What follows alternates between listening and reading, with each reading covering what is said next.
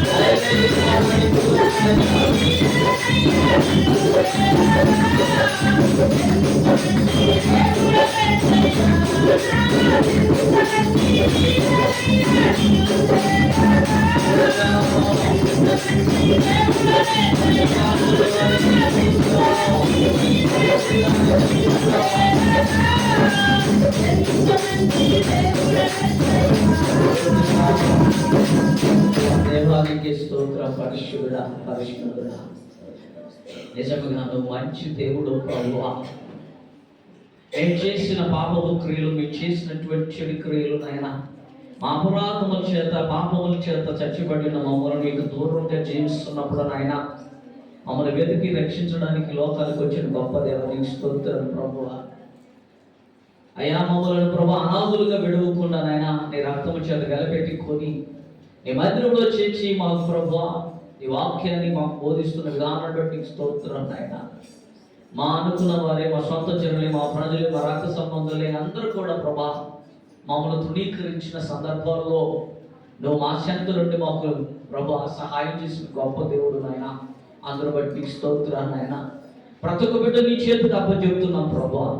వారు ఏ అవసరంతో వారు వచ్చి ఉన్నారో, ఏ బాధల్లో వారు వచ్చి ఉన్నారో, ఏ ఇబ్బందుల్లో వారు వచ్చి ఉన్నారో, ఏ ఇరుకులో వారు వచ్చి ఉన్నారో, సమస్తము సమకూడి జరిగించే దేవుడు వారు నమ్మి విశ్వసించి ఈ వద్దకు వచ్చాడు ప్రభువా. ఎవరిని త్రోసివేయకుండా ప్రతి వారం అవసరంతో నదులను యేసుక్రీస్తు నామములో మీరు తీర్చమని ప్రార్థన చేస్తున్నాం. ప్రతి వారిని కూడా ఈ క్షణమే దర్శించండి. ఎవరైతే రోగులుగా ఉన్నారో, ఎవరైతే అనారోగ్య పరిస్థితులు ఉన్నారో, వారందరినీ కూడా ఈ క్షణమే మీ ఆత్మతో తాకండి ప్రభువా. ప్రతి వారు హృదయానికి నెమ్మది కలుగు చేయండి. ప్రతి వారి హృదయంలో నెమ్మది కలుగు చేయండి నాయన. ఈ యొక్క ఆత్మీయ ఆనందం బిడ్డకు దయచేయండి. ప్రతి వారు మీరు బలపరచండి. దేవానికి స్తోత్రం స్తోత్రం స్తోత్రం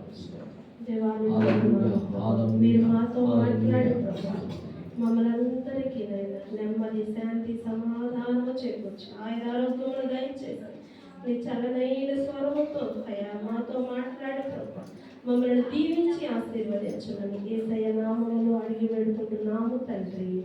ఆమేన్ ఆమేన్ ఆమేన్. హల్లెలూయా హల్లెలూయా.